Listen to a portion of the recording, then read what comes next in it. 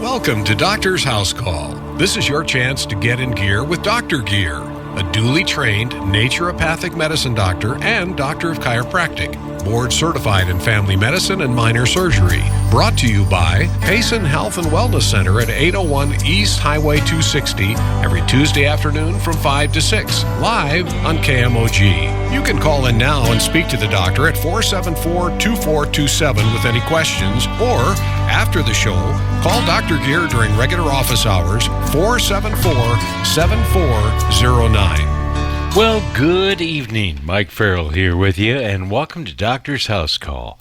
Tonight, we're talking about prevent diabetes and Alzheimer's, and tune on to life and how you can do that. Dr. Gear, good evening. Hello, Mike. And Dr. Wyrick, good evening to you. Good evening.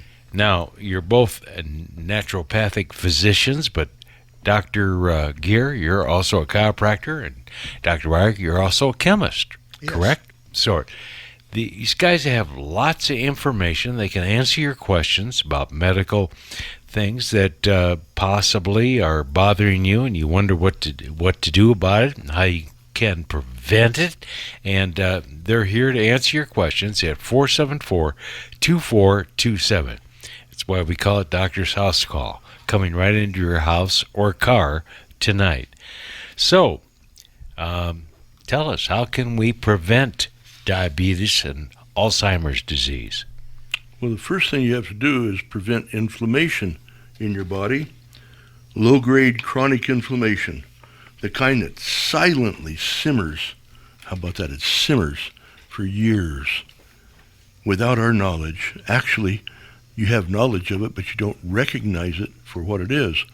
When the weather changes rapidly and your joints start to ache and hurt, that's low-grade chronic inflammation, because the juices inside your body, the blood flow, the plasma, is thick and can't move the way it's supposed to move in and out of the joint surfaces and in and out of the capsular ligaments of the joints. So that's a very quick way of understanding whether or not you've got chronic, insidious, low-grade, simmering inflammation. And if you do, and you don't take care of it, then you're going to end up with a chronic disease such as rheumatoid arthritis or diabetes or cancer or some other type of problem possibly relating to Alzheimer's disease. And it gets lots of different names added to it. My goodness, there's hundreds of names that can be put to chronic inflammation. Depending on what part of the body it's in, you can use a Latin term and name that, and then you've got a diagnosis. But it all goes back to the same exact thing, inflammation, because of how your body is handling stress, either psychological stress or biochemical stress or physical stress, because it's all the same thing to the body. The body's biochemical reaction's the same. Now, we do this IgG testing, immunobloodprint testing, and it's absolutely excellent. The problem is that many people don't follow what they're supposed to do after the test is gotten back to them, because they've got to stay away from those foods, and they just can't quite bring themselves to stay away from that catfish or that beef or that oyster or that rye bread or those, what is pork called when you cut it into small slices and you fry it up for breakfast in the morning? It's called bacon, isn't it? Nothing shaking like the bacon. And if you've got a problem with that, then, and you eat it, then you deserve the inflammation that you get from it. Because once you know it and you thumb your nose at it, then you should get the pain and suffer with the pain. You know, education is important. You have to know what the problem is. Once you know that and you can opportunity to get rid of it out of your system, that's great. So step one, eliminate all the foods that you showed a reaction to, those are the ones in red on the immunobloodprint test that we do.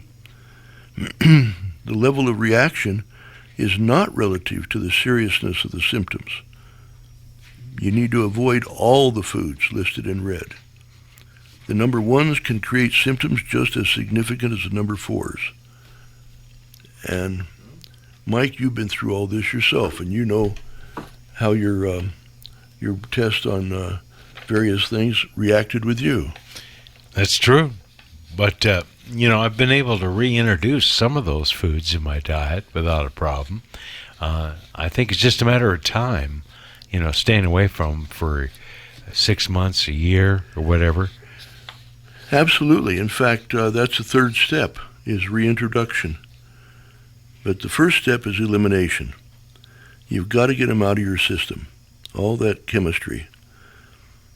So read the labels on everything. Remember you're reading the labels? Mm-hmm. Man, you found all kinds of things that had vanilla in it, as I remember. What was that was one of your big things to find in. Right. Yeah, vanilla is in everything, even vitamin pills. And you had a problem with vanilla. Mm-hmm. And so you started having reactions when you ate something that you didn't know had vanilla in it, and then you found out later it did. You remember those days? Yep. That's been a couple years ago for you now. Mm-hmm. You've certainly come a long, long way since then. So you need to take this adventure one day at a time. You'll be surprised how easily you'll eliminate your reactive foods. You need to plan your meals with foods you can eat and new alternatives to substitute for the foods in which you were reactive. So your food plan has been prepared using the foods that are safe. That's in the test that we give you. There is a 4-day rotation diet, iteration of foods. Day 1, day 2, day 3, day 4. On day 5, you go back to day 1 and you start to choose another food from day 1. And then you go along up to day 8, and then you go to day 9, and day 9 you go back to number 1 again. So it's real simple. They've already done a lot of the work for you at the laboratory, and that's the result that you get. So if you already know that you react to a certain food immediately after eating it, do not eat it, even though it may appear on your eating list, because this list is only the IgG foods. And Dr. Wyrick will tell you that there's more immunoglobulin tests that are done. And what are those other numbers, Dr. Wyrick? Well, for the purposes of our discussion today, there's IgA that actually is protective of the mucous membranes, and the IgG especially protects the blood. IgM is also only in the blood. IgE causes severe acute anaphylactic shock type reactions, but it is there to protect us against things like parasites. So there's a reason why the body has all of these different immunoglobulins, and it's just a question of where do we have the right ones and where does it go wrong. So the ones that we're testing are the IgG, and that's 154 foods for IgG. And they are delayed food allergies in your body. After you eat it, it might take it a day or two before it really starts having the inflammation in you. That's why it takes several weeks to get it out of your system. And why many people doubt that they have a problem with the foods, because it's hard to see the cause and effect relationship on a daily basis. But if you stop all the foods that you're reactive to, most people feel a lot better.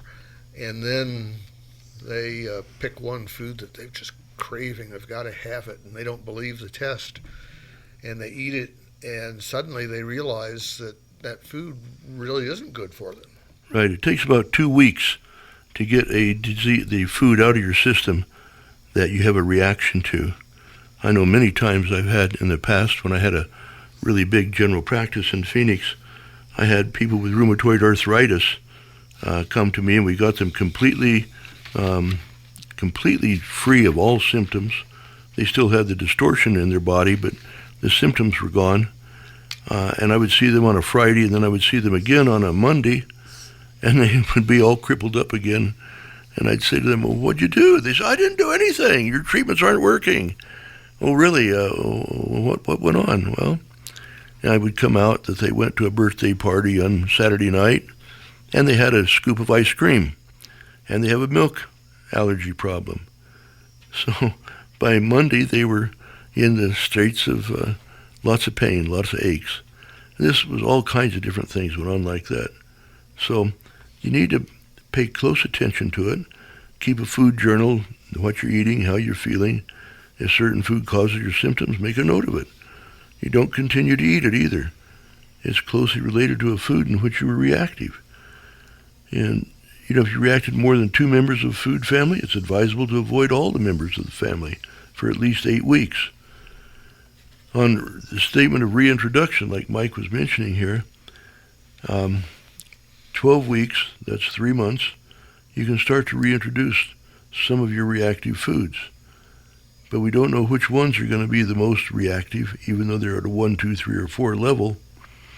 So each week you introduce one food at a time, starting with the ones, eat a small amount, and keep a record of any symptoms.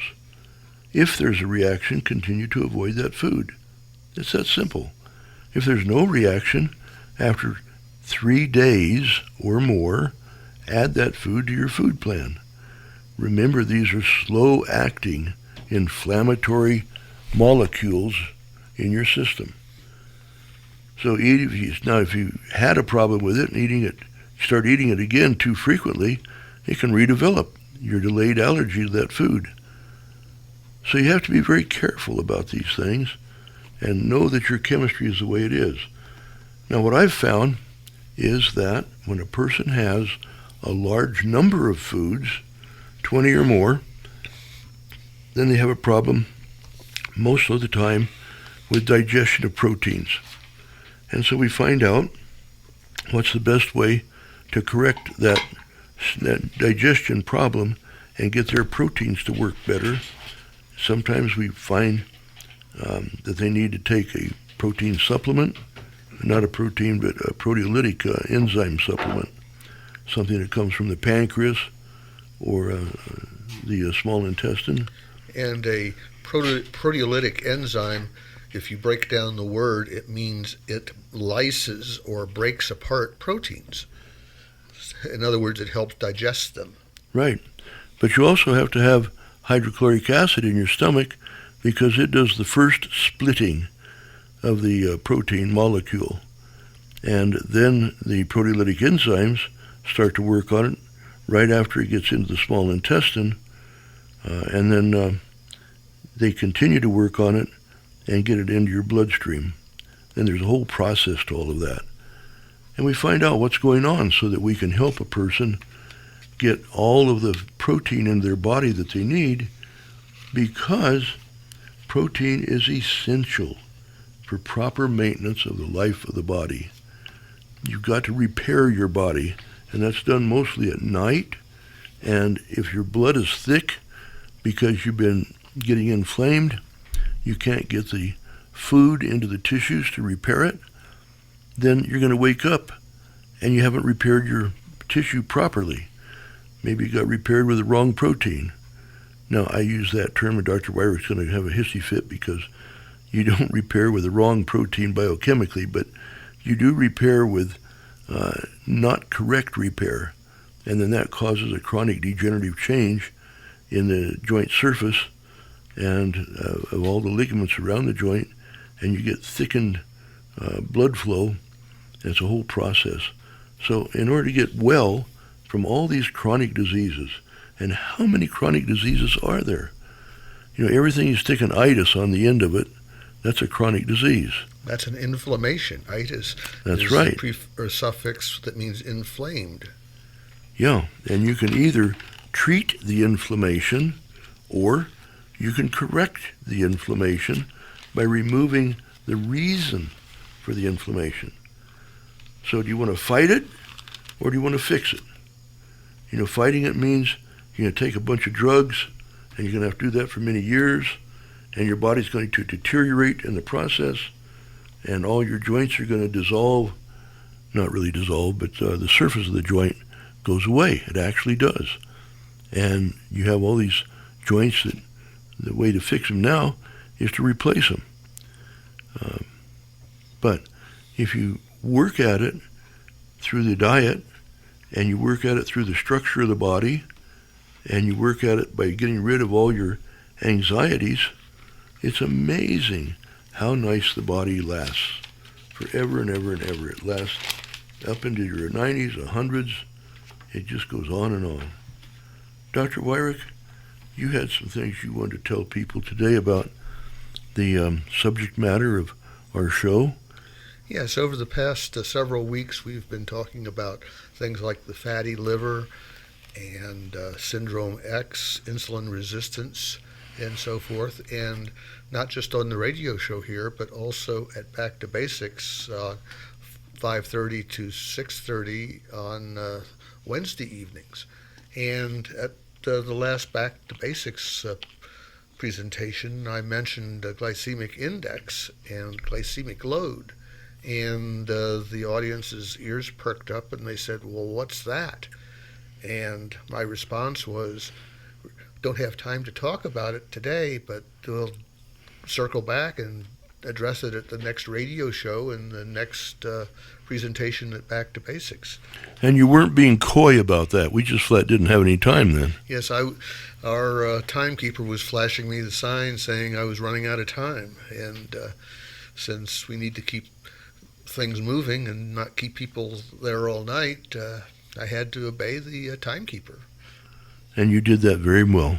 So in addition to the talking about these things at the Back to Basics, we also do a complimentary spinal examination, and if you're interested, we can show you how to do the applied kinesiology testing to see what item is correct for you or not correct for you. So we give you the basic information of that, kind of like a pre-kindergarten class. Okay, so what is glycemic index? It's important to people that are trying to manage their blood sugar, and that includes people that are insulin resistant, that includes people that are pre-diabetic or diabetic, but it also includes people that have inflammation, because there are many different causes of inflammation in the body, and Dr. Geer has waxed very eloquently about the IgG cause of inflammation, but there's also inflammation that can be caused by either a fat overload in the body.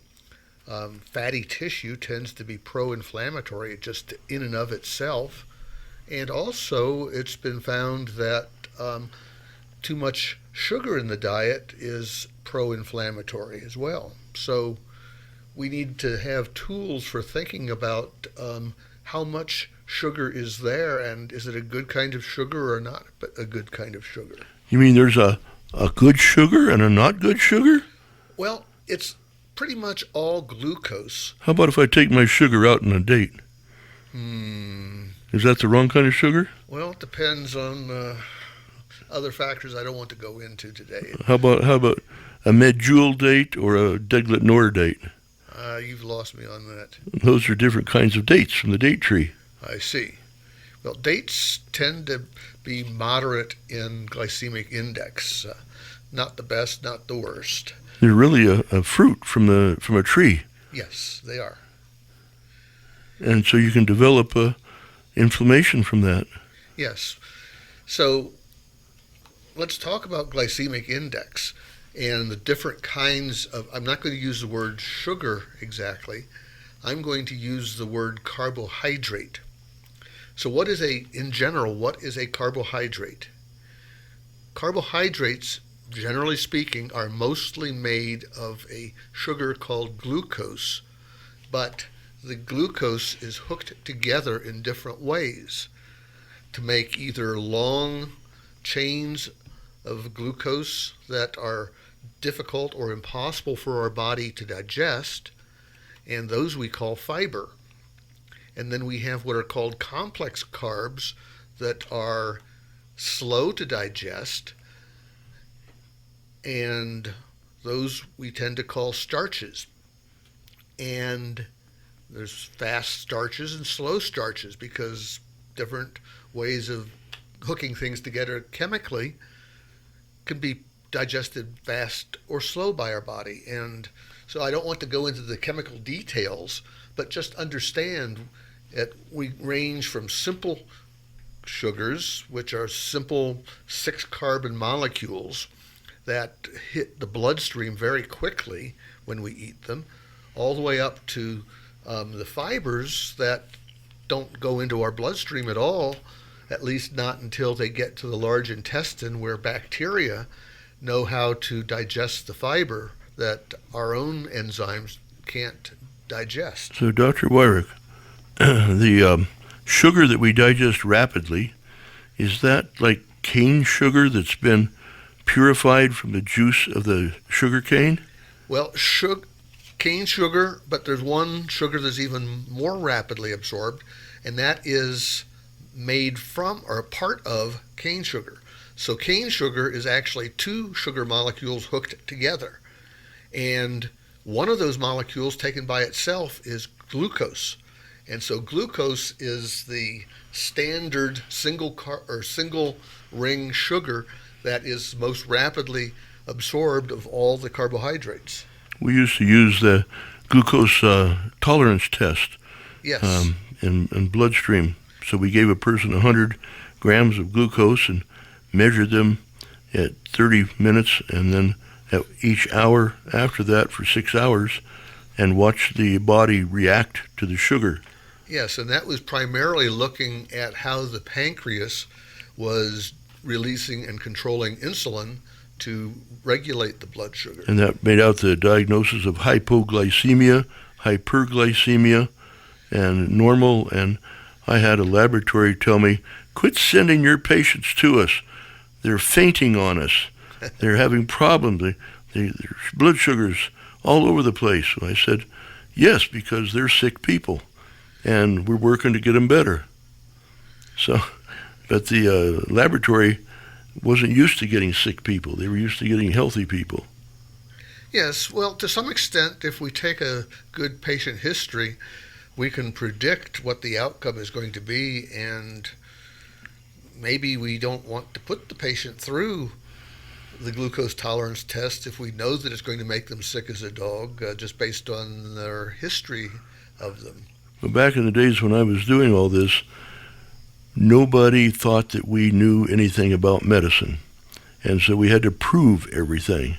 And the only way you can prove it is to put people through this test, and then you proved it, because nobody could then fault the laboratory, which was a standard pathology lab run by an American pathologist member. So we had some really interesting results in this, and convinced quite a few of the other types of practitioners that we kind of knew what we were doing. Right, but doing the test is one thing. Designing the intervention to deal with whatever issues were surfaced by the test, and you mentioned the two of the major problems, the first being there after the patient takes a standardized dose of glucose, their blood sugar goes up rapidly and then drops too low, and they faint on you with hypoglycemia. And then in other patients, they can't muster enough insulin, and their blood sugar goes dangerously high. And those are sometimes 2 different kinds of people, and sometimes it's the same person at a different point in this 6-hour study. Well, they had slow-reacting patients and fast-reacting patients. And a lot of that was related to the spine as well as to the mental attitude of the person and their dietary habits. You know, most of these people with low blood sugar, high blood sugar had horrendous dietary habits. And so we had to work diligently at correcting all that. It was a lot of hard work to for everybody involved to get them back healthy again. But we did it with hundreds and hundreds of people. But getting back to glycemic index... And that was before we were really looked upon as physicians. That was before I changed the law.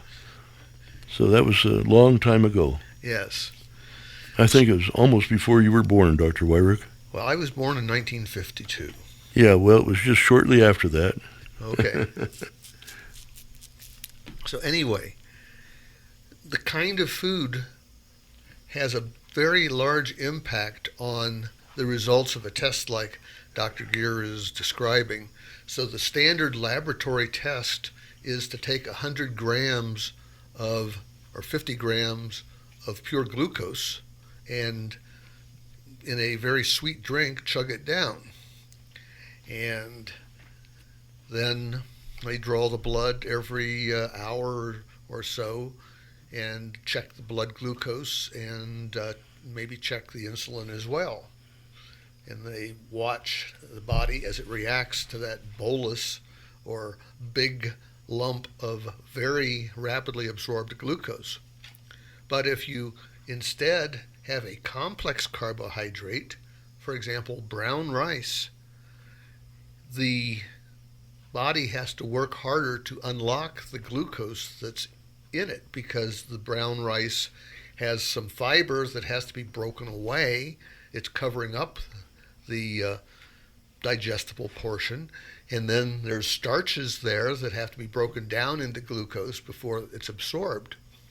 And compare that with white rice, which has the outside coat already removed for various aesthetic reasons, as well as it doesn't spoil as quickly. But white rice is absorbed much faster than brown rice. And so all of these different foods we assign a number to that says if we compare eating 50 grams worth of carbohydrates in brown rice with 50 grams of glucose, we can look to see how high the blood glucose goes when we eat one of these.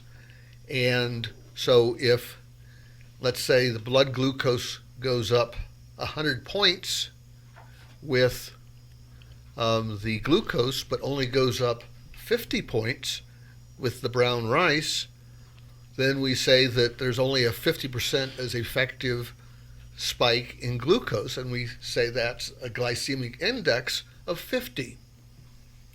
And you can go on the internet or you can buy books that are compilations of all different kinds of foods that have recorded the glycemic index. So, why do we care about glycemic index? Generally speaking, the higher the glycemic index, the faster the sugar hits the bloodstream and the harder the pancreas has to work to control it. And the pancreas controls it by making insulin. And the insulin causes the fat cells to absorb the sugar and turn it into fat, for example, among other actions of insulin. So high glycemic index foods tend to promote fat deposition in the body. So that's how we store our food when we were out in the caveman days and trying to survive, and we had feast and famine. And under those circumstances, a real Paleolithic diet, during the summer there was fruits available, and people would pig out on all these sweet things, and they'd put on a layer of fat. And then when fall and winter came, there was no fruit to be found, a few nuts and maybe an occasional squirrel, and people lived off of their stored fat. And so it was a very good thing to be able to put on layers of fat during the summer. But unfortunately, in today's modern American society, it's summer all the time. You can go to the grocery store and buy the sweetest fruits 365 days out of the year. And so people never stop eating the sweet things, and they just layer on layer after layer of fat. So fasting might be a good thing to do, huh? Well, fasting, or at least understanding that just because the food is available, you shouldn't eat it 365 days out of the year. So fasting can be a very good thing, as long as you don't have pre-existing medical conditions like type 1 diabetes or kidney disease or something that make the body close to being imbalanced all the time, and the body really can't handle the fast. But in general, fasting can be good. You know, this IgG test puts a person into a state of fasting because you stop eating all the foods that make you inflamed, that with the IgG. And therefore, it's a type of fasting. And it might go on for 3 months, as opposed to a water fast, which is you only have water into your system for 3 days to 2 weeks. I used to use, this is many years ago, 50 years ago, I used to put people on water fasting for a couple of weeks to get their body cleaned out of all these foods that made inflammation in them. That was a lot rougher in those days than it is today, because we've got all these wonderful tests today that we can use. Yes, and in general, I would not do a 2-week water fast without close medical supervision. They had it. They had my close medical supervision. So there was no problem there. Right, but on your own, you can get into problems with, especially if you're not used to doing that kind of thing. Well, it does require a little bit of knowledge of how the body works. You know, we had 4 years of medical school and went through all this stuff, plus I learned it all from my aunt, Dr. Sarah Gear, who had practiced it and learned it back in the 1920s. So there's a lot of information there that comes about from one doctor to another as time goes on. And you've had an opportunity to get quite a bit of that, Dr. Wyrick, because you've been through the biochemistry education, as well as a naturopathic medical education, as well as how many years in private practice now? I graduated in 2007. How many years is that in private practice now? Well, let's work it out. It would be about 15 years. Okay, you're in your 15th year of practice. Awesome. Very good. So, as I said, you can go online or you can buy books that describe the glycemic index, and generally speaking, you want to go for foods that have lower glycemic index. But it also depends on how you cook something. For example, take a potato. If you bake that potato, the glycemic index can go up to about 111. That's even faster than pure glucose. Whereas if you boil that potato, the glycemic index is only around 80. So how you prepare your foods has an effect on what the glycemic index is. So that suggests that if you're trying to control your blood sugar for various health reasons, you're better off with potatoes in a stew, where you're basically boiling the potatoes, rather than a nice big baked potato. But not only that, but when you start putting your vegetables with your potato in your stew, you get a third product, because it's an organic chemistry laboratory. That's what all kitchens are. yes, it's said that chemists make the best chefs. Well, you know, when you study how to be a chef, you study the interaction of food chemistry. So anyway, there's other factors that affect glycemic index. Fruit tends to have higher glycemic index as it ripens. So if you take a somewhat green banana, its glycemic index is down around 30. As the banana ripens, it goes above 50. And we get the brown banana that's almost too ripe, and it's very, very sweet compared with the green banana. And that's because the starch in the banana Is breaking down into simple sugars. it's converting itself to simple sugars. Yes. Right, you call it breaking down. Actually, it's a metabolic process going on in the banana. Right, but the net result is that we break the long chains down into shorter chains of fewer sugar residues. And the shorter the chain generally, the easier it is to digest. And those really ripe bananas make great banana bread, don't they?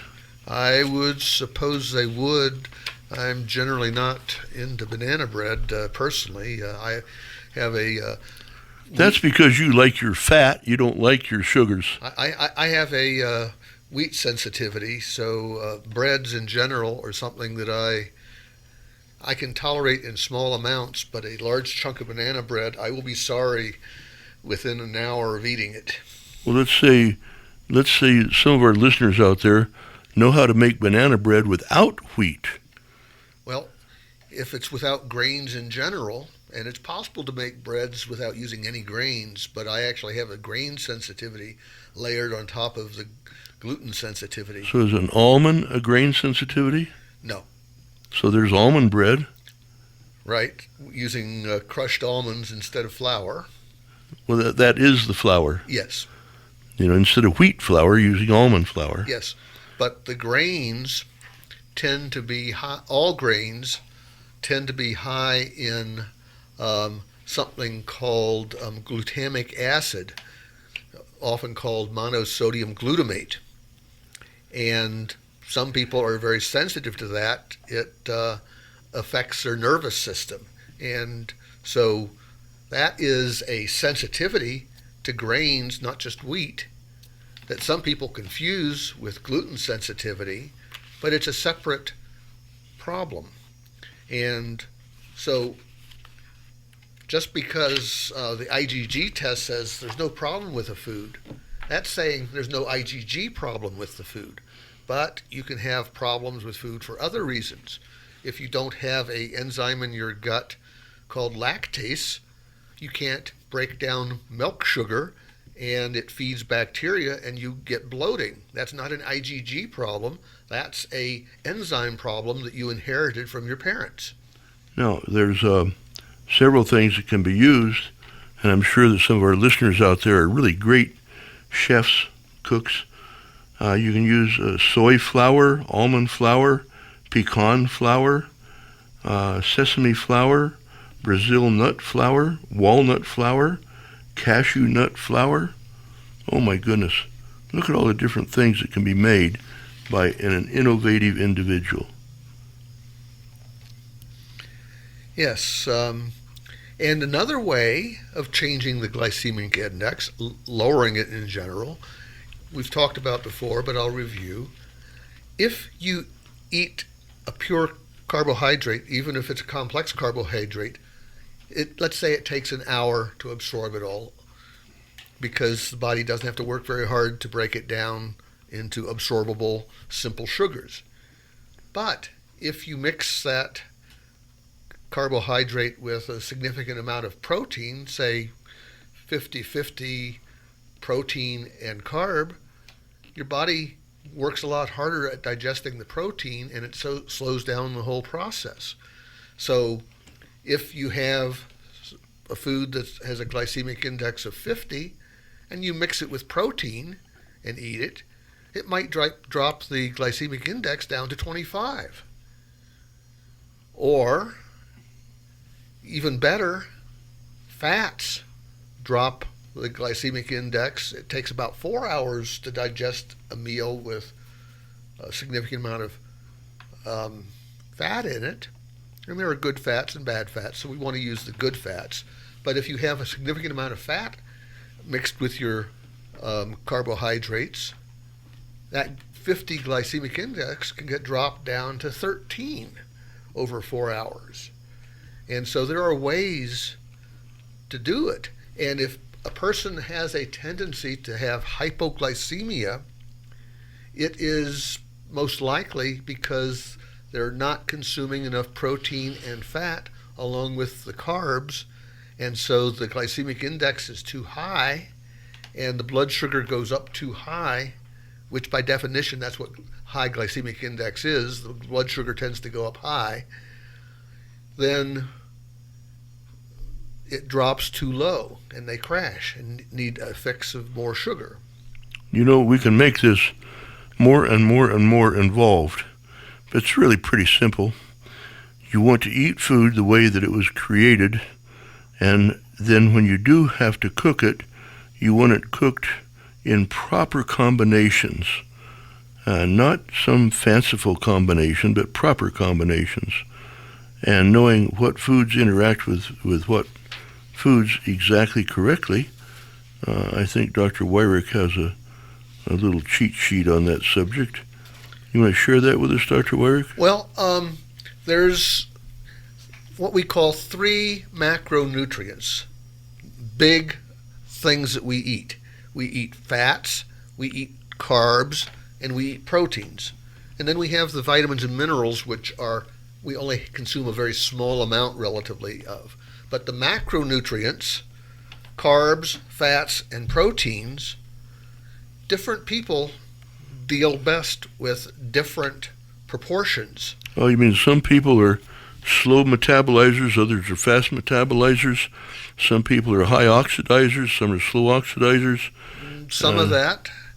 That gets complicated. For example, although I don't generally like diets that are taken from a book because they aren't personalized for the person, but one of the better diets out there, in my opinion, is called the zone diet.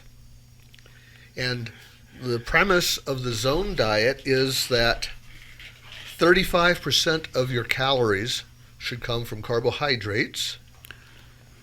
40% of your calories should come from carbohydrates. 30% of your calories should come from good proteins, and 30% should come from good fats. Yeah, that was promoted by a fellow named Barry Sears. Yes. He was a biochemist, and he really worked hard to bring forth, a long time ago, a proper food combining for people so that they would get the right kind of foods. And I remember when he first started out with the omega oil, which has been, 30 years ago, more than that, almost 40 years ago, the omega-3 oil, it went through 20 filtration processes in order to make certain that it was pure and not adulterated with anything. So that was from deep-sea fish. Yes, there are a lot of ways to get your omega-3s these days. Algal omega-3s are considered some of the best, and they are considered vegan. You know how we had to keep that omega-3 in a ceramic cup? We had to keep the bottle of the liquid omega-3 in a ceramic cup in the freezer. And the reason we had to keep it in the ceramic cup was because it's what you and your chemistry call off-gassing. The omega-3 liquid would off-gas through the closed cap, and it would melt the plastic that was the shelf in the freezer. I've never noticed that problem. But that's how reactive it was. Yes, but the other problem with omega-3 and omega-6 oils, or polyunsaturated oils in general, is that they oxidize rapidly and become rancid. That's because we kept them in the freezer. Yes, keep it in the freezer to preserve it. And we never took a swig out of the bottle itself because our saliva would immediately start to degrade it. Yes. But I had patients do all those things. Oh, yeah. And boy, did I climb their tail on that. You know, that people really don't pay a lot of attention to instructions. They think, I can do this because I've done it with other things. But when we tell you certain things, pay attention, because we're not telling you just to be beating our gums. We're telling you because we know in our chemistry understandings that that's the proper way to do it, for the body to live healthy, not sick.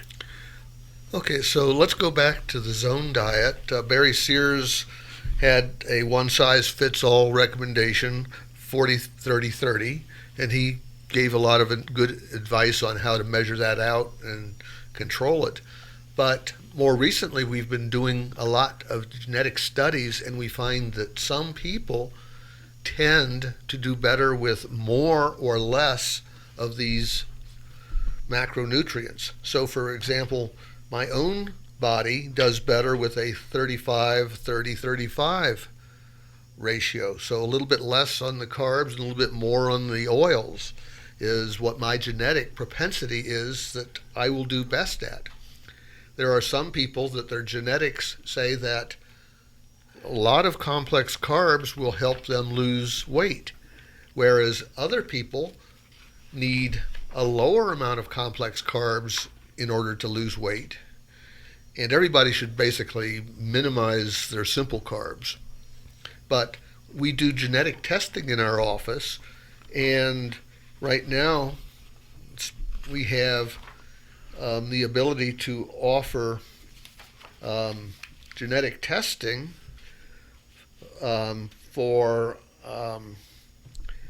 $200 for the nutritional aspect to determine what the optimum ratio of carbs to fats to proteins is for your particular genetics.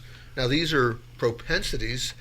It's not an absolute diagnosis because it's all based on statistical studies of many people, and we know that people that have this particular kind of genetics tend to need more complex carbs in their diet or less complex carbs in their diet. So we can make intelligent decisions on what the best mix of macronutrients is for any one person. So if you're struggling with all the things that we've been talking about, inflammation caused by fat or being too fat, inflammation caused by too much carbs in your diet, fatty liver, all the progressive chronic diseases of aging that are related to inflammation, we can optimize a diet plan for your individual genetics. Let's go over some food substitutions that people can have with your IgG testing. You find out which foods you can't eat because you have a problem with them. Let's say you have amaranth. What is amaranth, Dr. Weyer? Amaranth is a grain that is very old. It predates wheat. So a substitute for that is barley, buckwheat, wheat, rice, oats, spelt. What is spelt, Dr. Weyer? It's a grass. I'm not sure exactly. So what is quinoa? Quinoa, that is actually not a grain. It's used as a grain substitute, but it's actually in the broccoli family, and it's the seeds of this broccoli-like plant that grows in South America, Peru, I believe. What is kamut? That's one that I have never experienced. How about teff? Again, I am not that adventuresome in my cooking. Well, here's one you know, corn. Yes. So these are all things that can be substituted for amaranth. Alfalfa seeds, substitutes chia, fenugreek, melon, poppy, sunflower, or sesame. Now alfalfa sprouts, substitutes lentil, mung bean, radish, or clover sprouts. Or broccoli sprouts, which is my favorite. Huh? So apple substitutes are pear, apricot, grape, plum, berries, cherries, mango, and peach. And we go on and on and on. So we're not going to bore you with a whole bunch of food substitutes here, but we have the knowledge of how to help you with all these things. Yes, and that's what the rotation diet, one of the benefits of the rotation diet is you don't have to consciously say, oh, I'm allergic to apples, so what can I substitute for apples? You just look at your allowed fruits for the day and pick whichever fruit is on that list that you like. And don't worry whether it's substituting for an apple or substituting for a peach. It's just something that's on your list that you can enjoy. Yeah, so if you're buying prepared foods or any kind of packaged foods, read the label. And be particularly cautious about some of the ingredients like hydrolyzed vegetable protein. That can hide all kinds of evil things, like monosodium glutamate is often hydrolyzed vegetable protein. Now, you know, one of the things that's tested for in this IgG testing is yeast. And we find that there's two forms of yeast. There's baker's yeast and there's brewer's yeast. And those are the food type yeasts.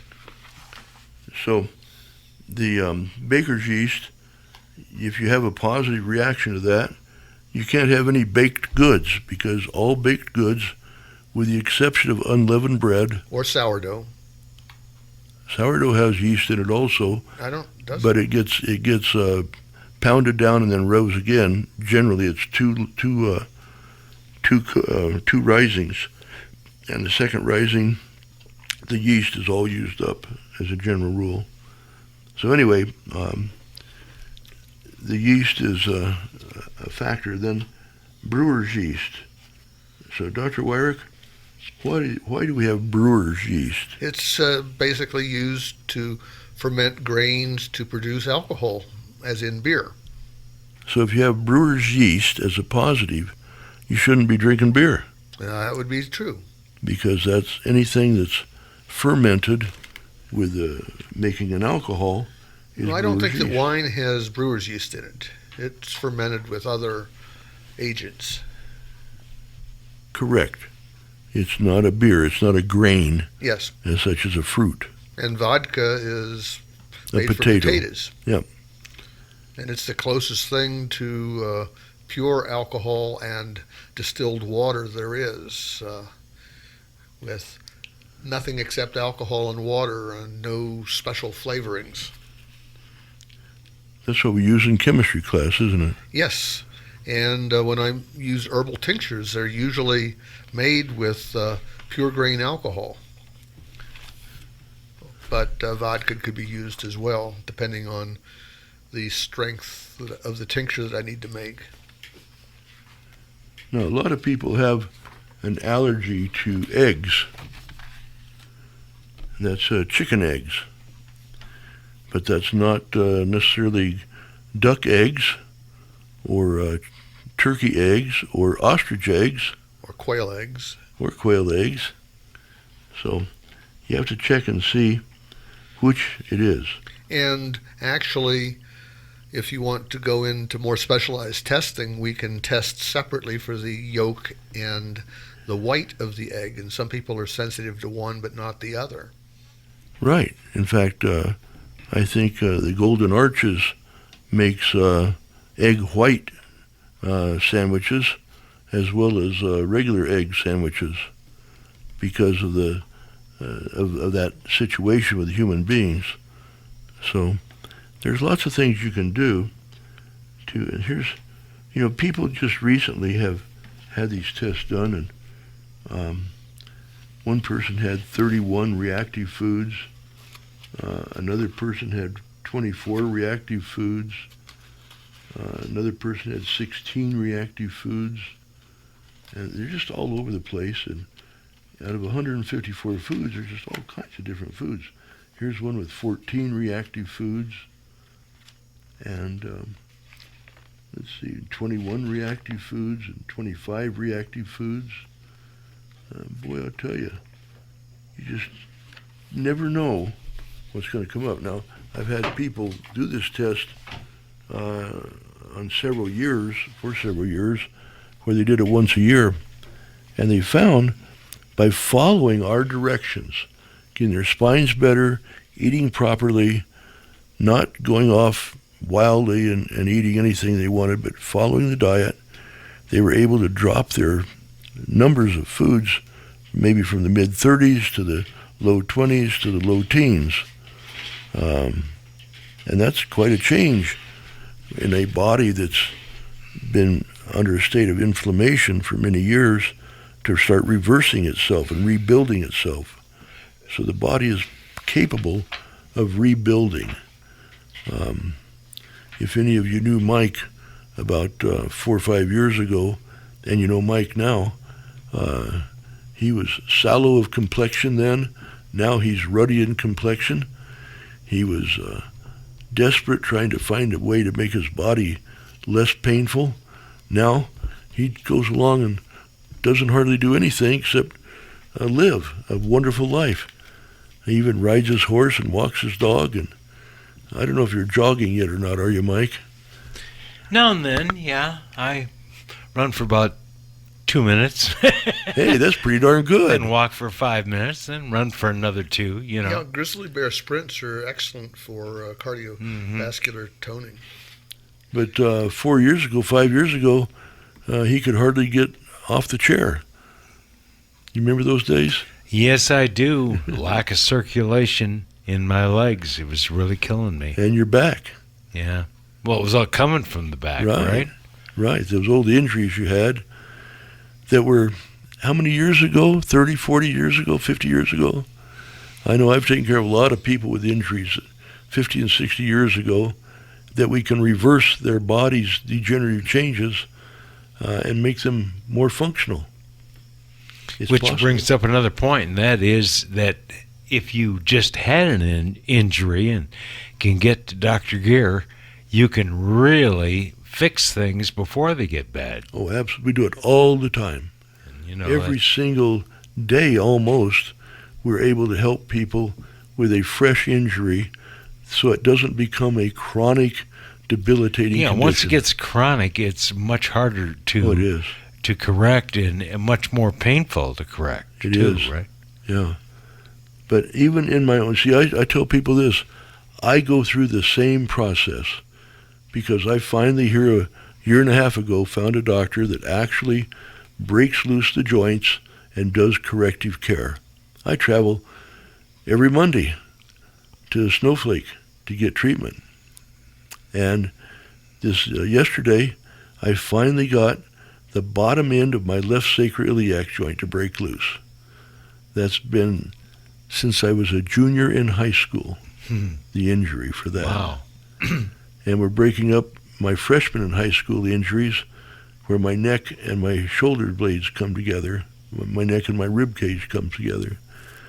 When you say breaking up, or what does that mean exactly? Oh, well, there's thick tissue fluid that builds up around a joint that is twisted, that doesn't allow the plasma to move properly in the tissues. And that builds up, and you remember years ago there was a thing called gunk. So you build up gunk in the tissue joints. So this gunk situation has to be corrected. Gunk. That's funny. Hey, we have a caller. We're almost out of time. Caller, go ahead. Okay, really, really quick. You were talking about how your intake of certain foods make your body act certain ways. People that have MS, is there a certain diet that they should be on? That's my question. Yes, generally, and there are autoimmune diets out there, and autoimmune type diet, which is very low inflammation, among other things, would be the way to go on that. Are you here in Payson? Well, I think he's hung up. Just asked his Well, the first question. thing to do is get tested and find out what foods you can have and what foods you can't have. Then you can't have those foods that you make IgG reactions to, and then you look and see what other foods are in that diet that Dr. Wyrick was just talking about. So you first test, and then you do. You don't just start doing for the heck of it. Yes, test, don't guess. Right. And I also like to say that you can't control anything that you don't measure. And you have other tests that we can do besides the IgG test to find out what foods a person should or shouldn't have. Right.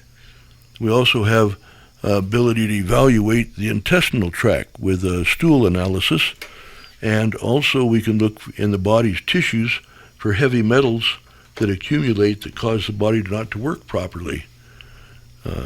So, we have lots of ways of finding out how to make the body work right. We get x-rays of the body for the structure, we get chemistry tests done for the chemistry, and then we have a psychological evaluation that we can do to see if you've got any stinking thinking going on. And once we get all those things cleared up, it's astounding how healthy the person gets, no matter what their age. Their 90s even. Mike, it's great being here and bringing all this information to our listening public. And we're so glad that we had a person brave enough to call in and ask a question about MS. The test is very important for patients with any kind of chronic neurological disorder, Parkinson's disease, anything like that. We have excellent help for all these people. Yes, and we have a Parkinson patient that his wife mentioned, when he goes off his diet, he gets worse. And so it is real. Being a human, we all try and test it, don't we, Mike? Not me. All the time. No, not me. In the family circus. Not me did it. You remember that cartoon? Oh, yeah. So, we enjoyed being here with you this week. Thank you so very much for listening. And we'll be back with you next week. We want to invite you to go back to basics tomorrow. We're going to have another talk. Dr. Wyrick can explain things to you in detail, and I can examine you, and we can teach you a little bit about how to live a better life. What time is that? 5:30? 5:30 tomorrow, back to basics until 6:30. Okay. You've been listening to Doctor's House Call, aired every Tuesday afternoon from 5 till 6 p.m. To call Dr. Gear after the show during his business hours at Payson Health and Wellness Center, 801 East Highway 260, call 474-7409 or go to his website, drbobgear.com. That number again, 474-7409.